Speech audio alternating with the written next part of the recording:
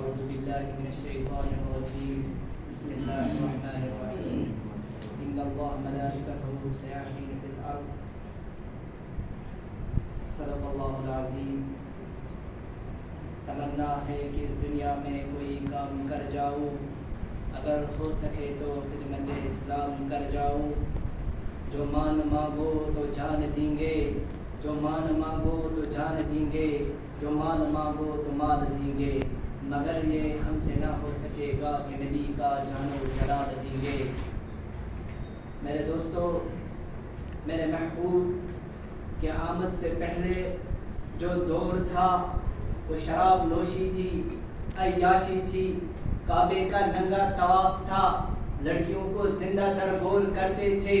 ماں باپ کا کچھ پتہ نہیں، ماں باپ کا کچھ پتہ نہیں، نہ ادب احترام کا.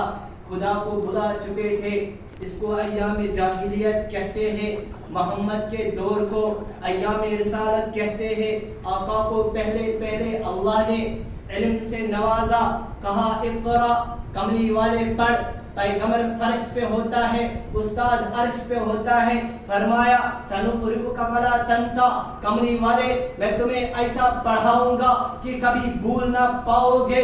جب حضور صلی اللہ علیہ وسلم پر پہلے وحی نازل ہوئی تو میرے محبوب زبان کو جلدی رواں دواں کرنے لگے. فرمایا لا تحرک بہ لسانک لتعجل بہ، کملی والے آپ جلدی نہ کرے، ذرا تیزی سے ان الفاظ کو دہرانے کی کوشش نہ کرے. ان علینا جمعہ و قرآنہ، تیرے دل میں محفوظ کرنا بھی میری ذمہ داری، تم کو پڑھانا بھی میری ذمہ داری. استاد فرش پہ، استاد عرش پہ ہوتا ہے اور پیغمبر فرش پہ ہوتا ہے. فرمایا قد علمک ما لم تکن تعلم، جو علم نہیں تھا میں نے وہی علم آپ کو دے دیا. جو کچھ علم ہے وہ قرآن اور حدیث ہے. میرے دوستو، یہ دو چیزیں دے کر حضور صلی اللہ علیہ وسلم چلے گئے. فرمایا ترکت فیکم امرین، دو چیزیں چھوڑ کر میں گنبد خضرا میں جا رہا ہوں. امتیوں، ان کو مضبوطی سے پکڑنا، ان کو مضبوطی سے تھامنا، اے کتاب اللہ اور سنت رسول اللہ صلی اللہ علیہ وسلم. میرے ساتھیوں، مولانا رومی فرماتے ہیں جو کتاب اللہ اور سنت سے بات نہ کہے، بات یہ ہے کہ اس کی بات بھی نہ کرو. حضور تورات کو برداشت نہیں فرماتے. ایک مرتبہ دعائے پیغمبر فاروق اعظم، فاتح اعظم تورات کے ورقے کھول کر حضور کے سامنے پڑھ رہے تھے. حضور کے چہرے کے آثار ظاہر ہوئے، تیور بدل گئے. صدیق اکبر جس کو میں نام رکھتا ہوں رمزشناس نبوت فنا پھر رسول، حضور کی ہر ادا کو پہچاننے والا، حضور کے چہرے کے آثار کو بھاپنے والا پیغمبر، جو حضور کے چہرے کے آثار کو دیکھنے والا حضرت عمر کے پاس جاتا ہے، کہتا ہے عمر اما رأیت الی وجہ رسول اللہ صلی اللہ علیہ وسلم، عمر حضور کے چہرے کے تیور نہیں دیکھے، حضور کے چہرے کے آثار نہیں دیکھے.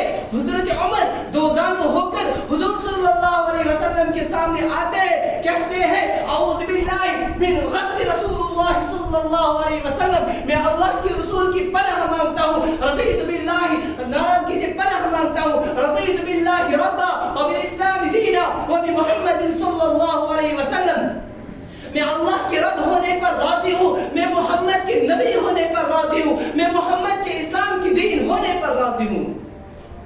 میرے ساتھیوں، اس کے جواب میں حضور صلی اللہ علیہ وسلم حضرت عمر کو فرماتے ہیں عمر قرآن کے ہوتے ہوئے تورات پڑھ رہے ہو. آج اگر صاحب تورات موسیٰ بھی زندہ ہوتے تو اپنی تورات کا پرچار نہ کرتے، اپنے نبوت کا جھنڈا نہ لہراتے، محمد کے تابعدار ہوتے. حدیث پاک میں آتا ہے لو انزل فیکم موسیٰ ثم اتبعتموہ وترکتمونی لضللتم. آج اگر صاحب موسیٰ بھی تشریف لاتے جن کو راستے کی دستار مل چکی، تم ان کی نبی اور نبوت کو مانو، تم ان کا کلمہ پڑھو، تم ان کی نبوت کو مانو، تم ان کا کلمہ پڑھو تو گمراہ ہو جاؤ گے. اب محمد کا جھنڈا لہرایا جائے گا، پیغمبر کا قرآن پڑھا جائے گا. میرے ساتھیوں، ان کتابوں کو ماننا ہے مگر عمل کے لیے کتاب و سنت ہے. یہی دو چیزیں دے کر حضور صلی اللہ علیہ وسلم چلے گئے. ایک اللہ کا قرآن ہے، دوسرا محمد کا فرمان ہے. جو ان پر ایمان لائے تو صاحب ایمان ہے، جو ان کا انکار کرے تو نقصان میں ہے. میں تو کہتا ہوں بے ایمان ہے.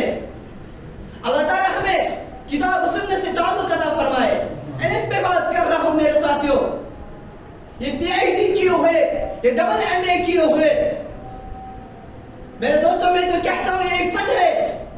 ایک PhD لندن سے کر کے آئے اور ایک حفظ قرآن مسجد سے نکلے. لاکھوں PhD حفظ قرآن پر قربان کر دوں.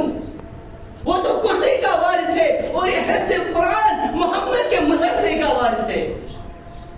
میرے ساتھیوں، حضور صلی اللہ علیہ وسلم اپنے دور میں ان سے محبت کرتے تھے جن کا تعلق کتاب و سنت سے تھا. ہم نے کتاب و سنت کو چھوڑ دیا.